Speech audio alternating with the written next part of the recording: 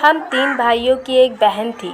वो दिखने में बहुत सुंदर थी, पर पैरों से अपाहिज थी। उसे देख मुझे उस पर बहुत दया आती थी। जब कभी हम काम के लिए बाहर जाते तो हम कमरे में ताला लगा देते थे, क्योंकि वो दिन भर बिस्तर पर लेटी रहती थी। अगर वो चलती तो बैसाखी की मदद से ही, या फिर व्हील चेयर पर बैठकर। पर जब हम घर वापस आते हैं तो वो मेकअप करके और नए कपड़े पहनकर बैठी होती थी। मुझे अब अपनी बहन पर शक होने लगा था। इसलिए एक दिन मैं काम पर से जल्दी लौट आया और दरवाज़ा खोलते ही सामने का दृश्य देखकर मेरे पैरों तले ज़मीन खिसक गई, क्योंकि मेरा नाम सूरज है। मैं एक गरीब परिवार से ताल्लुक़ रखता था, जहाँ 2 वक्त की रोटी मिलना थोड़ी मुश्किल थी। जब से मुझे समझ आई, तब से मैंने माँ और पापा को लड़ते ही देखा था। उनकी कभी बनती नहीं थी। मेरी माँ एक बहुत अच्छी और सभ्य औरत थी, जिसने हमेशा पापा के व्यवहार की तरफ अनदेखा कर हमें अच्छे से पालन पोषण किया। मेरे पापा एक बर्तन की दुकान में काम करते थे और उसी से मिलने गिने चुने पैसों से हमारे घर का खर्च चलता था। उस पर हम 4 भाई बहन होने के कारण गुजारा चलाना और ज़्यादा मुश्किल हो जाता था, और उसी वजह से हमारे घर में हमेशा लड़ाई होती रहती थी। और उस पर हमारी इकलौती बहन अपंग होने के कारण उसकी दवाइयाँ पानी पर बहुत खर्च होता था, जिस वजह से पापा का पारा हमेशा चढ़ा रहता था। पर इसमें उसका क्या दोष। धीरे धीरे हम भाई बहन बड़े होने लगे। हमने अपनी बहन को बहुत इलाज कराया, पर कोई फ़र्क नहीं पड़ा। उसकी ये बीमारी ही उसके सबसे बड़ा दोष था। अगर वो अपंग नहीं होती तो शायद हमारे घर में नहीं, बल्कि ख़ानदान में सबसे सुंदर लड़की होती। मैंने अपनी पढ़ाई 12वीं तक पूरी की थी, पर बाद में एक कारखाने में काम करने लग गया। माँ का कहना था कि पहले तुम अपनी पढ़ाई पूरी करो, काम तो उम्र भर करना है। लेकिन जब 4 पैसे घर में आने लगते हैं तो लड़ाई झगड़े कुछ कम होते हैं, जिस वजह से माँ भी मुझे काम करने से नहीं रोक पाई। देखा जाए तो परिस्थितियाँ इतनी भी अच्छी नहीं थी, पर हाँ, पहले से तो ठीक हो गई थी। अब मेरे छोटे भाई भी छोटा मोटा काम करने लग गया था, जिस वजह से पापा का ताना मारना कम हो गया था। पर पता नहीं क्यों ऐसा लगता था कि उनका माँ के प्रति बर्ताव नहीं बदलेगा। पता नहीं कौन सी बात को लेकर माँ को ताने मारते थे, और माँ भी चुपचाप सुन लिया करती थी। मेरी माँ 1 महीने के लिए किसी काम के सिलसिले से बाहर गई हुई थी, तो बहन अकेली पड़ गई थी। हम सभी जब कभी काम के सिलसिले से बाहर जाते तो बाहर से ताला लगा देते थे, क्योंकि अगर कोई नाश्ते रिश्तेदार भी आ गए तो सोनाली कहाँ उनके लिए चाय पानी ला पाएगी। इससे बेहतर है कि ताला देखकर हर किसी को यही लगे कि अंदर कोई नहीं है। मुझे अपनी बहन पर दया भी बहुत आती थी। घर में अकेली ऊपर से दिन भर बेड पर ही पड़ी रहती थी। दिन बीतते जा रहे थे और अब मुझे सोनाली के व्यवहार में थोड़ा फ़र्क महसूस होने लगा था। मुझे लगता था कि जैसे उसने चेहरे पर थोड़ा सा मेकअप किया हो। शुरुआत में तो मैंने ज़्यादा ध्यान नहीं दिया, लेकिन अब ये चीज़ बार बार होने लगी थी। हम जब भी काम पे से घर लौटते तो वो नए कपड़े पहने तैयार हुई बैठी हुई मिलती, और मुझे अब ये खटकने लगा था। आजकल वो ऐसा क्यों कर रही थी, पता नहीं। माँ जब आपने मायके से लौटी तो मैंने उनसे सोनाली के बारे में बताया। शुरुआत में माँ को विश्वास नहीं हुआ, पर जब माँ ने अपनी आंखों से देखा तब जाकर माँ को विश्वास होने लगा। माँ कहने लगी, तुम्हें कोई ज़रूरत नहीं है इन सब के बारे में सोचने की, अपने काम पर ध्यान दो। सच क्या है मैं देखती हूँ। माँ की बातें सुनकर मुझे भी ज़रा संतुष्टि हुई। दूसरे दिन हमारे घर एक छोटी सी लड़की मिठाई लेकर आई, पर मैंने उसे इससे पहले कभी नहीं देखा था। माँ को भी थोड़ी हैरानी हुई। वो लड़की कहने लगी कि कुछ दिन पहले ही वो हमारे बगल रहने आई है। वो लड़की माँ से बहुत अच्छे से बात किए जा रही थी। एक दिन मैं काम पर से जल्दी लौट आया, तब मैंने देखा कि सोनाली बैसाखी के सहारे छत पर गई हुई थी। और किसी से ज़ोर ज़ोर से बातें किए जा रही थी। उसकी आवाज़ साफ साफ हॉल में सुनाई दे रही थी। मैं धीरे धीरे दबे पाँव से ऊपर गया और छत के दरवाजे के पीछे जाकर छिप गया। मैंने छिप कर देखा तो ये वही लड़की थी जो मिठाई लेकर हमारे घर आई थी। उसे सोनाली को कैसे तो इशारा किया और सोनाली बैसाखी की मदद से छत के दीवार तक गई और वो लड़की भी उसकी तरफ ही छत की दीवार से कूदकर सोनाली के पास आ गई थी। फिर दोनों धीरे धीरे कुछ तो फुसफुसा रही थी। शायद उन्हें मेरे होने पर शक हो गया था और फिर वो लड़की वहाँ से चली गई। मुझे अब अपनी ही शर्म आ रही थी कि मैंने अपनी ही बहन पर शक किया। मैं हैरान तब हुआ जब दूसरे दिन वो लड़की अपने माँ बाप के साथ अपने भाई के लिए सोनाली का हाथ मांगने आई। माँ को भी कुछ समझ नहीं आया, इसलिए वो भी कुछ नहीं बोल पाई। हम सभी बहुत ही आश्चर्यचकित थे। फिर हमने उन्हें हॉल में बैठने के लिए कहा। बात करते हुए पता चला उनका बेटा डॉक्टर है और उसी के लिए सोनाली का हाथ मांग रहे हैं। जब फ़ोटो देखा तो धक्का सा लगा, क्योंकि वो लड़का बहुत ही सुंदर व्यक्तित्व का लग रहा था। ढूंढ कर भी हम उसमें कमी नहीं ढूंढ पा रहे थे। ऐसा नहीं था कि सोनाली सुंदर नहीं थी, वो तो बहुत ही सुंदर थी, पर बस एक कमी थी कि वो अपाहिज थी। इसलिए हमने एक रिवाज के तौर पर हमने उसे आगे बिठाया ताकि वो फिर से सोच सके, लेकिन उन्होंने तो हंसते हंसते इस रिश्ते के लिए हाँ कर दी। लड़के के पिता बोले, आपकी बहन ठीक हो सकती है, बस आप उसका किसी अच्छे से डॉक्टर से इलाज कराएं। उनकी बात सुनकर मेरे मन में भी एक उम्मीद जगी और मैंने मन ही मन सोचा कि सोनाली को किसी अच्छे डॉक्टर के पास दिखाऊंगा। 2-3 साल बाद मैं सोनाली को शहर के अच्छे अस्पताल में ले गया। वहाँ उसे चेक किया और डॉक्टर ने कहा कि इसके इलाज के लिए हर महीने कम से कम 1.5 लाख रुपए लग जाएंगे। मैं निराश होकर घर लौट आया और जब घर पहुंचा तो मानो कोई बड़ा संकट सा आ गया हो। माँ की आंखों से आंसू थे और जब वजह पूछी तो बताने लगी कि जो लोग कल सोनाली को देखने आए थे उन्होंने आज फ़ोन करके इस रिश्ते के लिए मना कर दी है। ये सुनते ही मुझे धक्का सा लगा, पर सबसे ज़्यादा बुरी अवस्था सोनाली की थी। शायद उसने अपनी शादी को लेकर कुछ सपने सजाए होंगे जो आज इस पल में बिखर गए। उसे देख हमने बहुत दुख छुपाते हुए पहले उसे संभाला। माँ कहने लगी, चाहे कैसी भी है, पर मैं अपनी बेटी का इलाज करवाऊंगी और उसकी शादी धूमधाम से करूंगी। मैं माँ की तरफ देखने लगा, क्योंकि हमारी परिस्थिति इतनी भी अच्छी नहीं थी कि हर महीने 1.5 लाख रुपए भर पाए। तब माँ कहने लगी, तुम्हें चिंता करने की ज़रूरत नहीं है। मैं एक आदमी को जानती हूँ जो एक डॉक्टर है।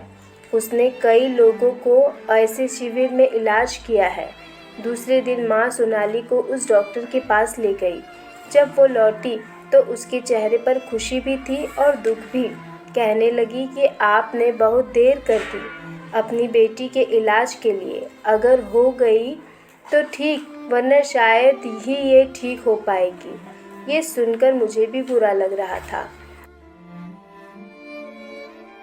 उन्होंने मेरी माँ को एक तरीका बताया जिससे सोनाली के पैरों में जान आ सकती है और जो 2 महीने तक करना होगा। और अगर वो करते समय सोनाली के पैरों में सूजन आ गई, इसका मतलब वो कभी ठीक नहीं हो सकती। माँ ने रोज़ उसके पैरों में तेल मालिश करना शुरू कर दिया और फिर पैरों को मलमल के कपड़े से लपेट देती थी। दिन में थोड़ी ही देर पैर खुले छोड़ती थी। मेरी माँ अपनी पूरी जान लगा दे रही थी सोनाली को ठीक करने में। पापा आते जाते बड़बड़ाते रहते, कहते कि ये सब करना बेकार है। पहले भी हम इसके ऊपर काफ़ी पैसा बर्बाद कर चुके हैं और आज भी इस अपाहिज लड़की के लिए पैसे बर्बाद कर रहे हैं। कभी कभी मुझे पापा पर गुस्सा आ जाता था। आखिर उन्हें अपनी बेटी की चिंता क्यों नहीं थी। एक दिन जब मैं काम से लौटा तो माँ सोनाली के कमरे में थी और ये सुनाई दिया कि सोनाली माँ से कह रही थी कि मुझे छत पर जाना है। तब माँ उसे कहने लगी कि तुम खुली हवा में नहीं जा सकती। सोनाली रोने लगी और माँ को बोली, मैं जानती हूँ कि आप लोग नहीं चाहते कि मैं ठीक हो जाऊँ। मुझे ये सुनकर बहुत गुस्सा आ रहा था, क्योंकि एक तो माँ दिन रात एक करके उसे ठीक करने में लगी हुई थी और वो ऐसा बोल रही थी। पर फिर भी माँ ने मेरा हाथ दबाया, क्योंकि मैं उसे कुछ कहने जा रहा था, और उसे छत पर जाने दिया। छत से आने के बाद वो एकदम नॉर्मल हो गई थी। बाद में मैं सोनाली के पास गया और उससे जब कहा कि तुम छत पर क्यों गई थी, और वो भी मेकअप करके। हाँ तो क्या हुआ, मुझे मेकअप करना पसंद है और अब नहीं करूँगी तो कब करूँगी, सोनाली ने कहा। मुझे उसकी बातों पर बिल्कुल विश्वास नहीं हो रहा था। सोनाली, तुम ऐसी सहेली से मिलने चाहती हो जिसने तुम्हें शादी के झूठे सपने दिखाकर धोखा दिया है, और उसे और उसके घर वालों को अच्छे से पता था कि तुम्हारी ऐसी हालत है, फिर भी वो तुम्हारा हाथ मांगने आए, और बाद में ऐसा क्या हुआ कि उन्होंने रिश्ता के लिए मना कर दिया। उन्होंने एक बार भी तुम्हारे बारे में नहीं सोचा। मैंने इससे पहले भी तुम्हें समझाने की कोशिश की, पर बस यही लगा कि चलो मेरी बहन खुश है तो मुझे चिंता करने की कोई ज़रूरत नहीं है। पर मुझे क्या पता था कि ये बात इतनी बढ़ जाएगी और तुम अपनी ही सेहत के साथ खिलवाड़ करने लगोगी। भैया, आप सच नहीं जानते, इसलिए इतना कुछ बोल रहे हो। जिस दिन आपको सच पता चल जाएगा, आप मेरे ही साथ दोगे। मैंने सोनाली की बातों को पागलपन समझकर उसकी तरफ ज़्यादा ध्यान नहीं दिया। कुछ दिन बाद माँ ने मुझसे मेरी शादी के लिए पूछा। तब मैंने माँ को बताया कि मैं एक लड़की से प्यार करता हूँ। माँ हमारे रिश्ते के लिए राजी भी हो गई। कुछ दिनों बाद माँ उस लड़की का हाथ मांगने उसके घर पहुँची, पर उन लोगों ने साफ इनकार कर दिया।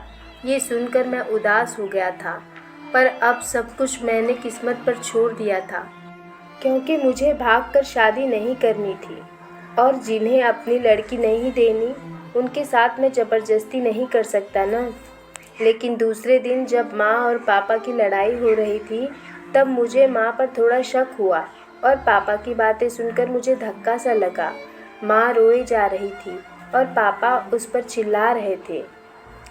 पापा कह रहे थे कि अगर तुम्हारे बीते कल का बदला बच्चों से ले रही हो तो मैं तुम्हें तलाक दे दूँगा।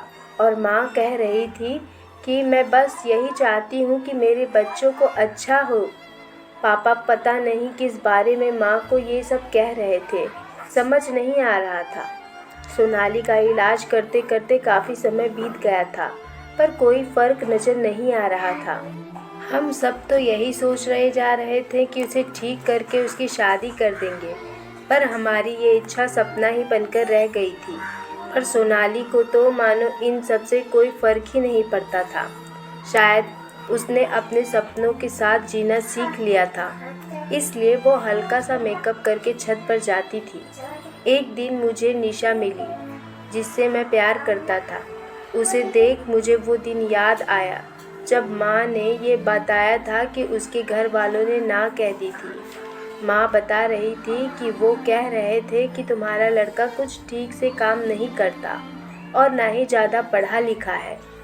आप सभी एक साथ रहते हो और बाकी भाई बहन की भी शादी नहीं हुई। हमारी लड़की तो आपके यहाँ काम करके ही मर जाएगी। पर मुझे अगले ही पल अपने ऊपर ही गुस्सा आ रहा था कि मैं माँ पर कैसे शक करता हूँ। कुछ दिनों बाद मुझे वो डॉक्टर लड़का मिला जिसने सोनाली के रिश्ते के लिए बाद में मना कर दिया था। मुझसे रहा नहीं गया और मैंने उसकी कॉलर पकड़ ली। उसने गुस्से से मेरा हाथ झटक दिया। तब वो कहने लगा कि मुझे कुछ कहने से पहले सच क्या है ये अपनी माँ से पूछो। तुम्हें पता है क्या, तुम्हारी बहन ठीक हो सकती है, पर तुम्हारी माँ ही नहीं चाहती कि वो ठीक हो। मुझे उसकी बातें सुनकर बहुत गुस्सा आ रहा था।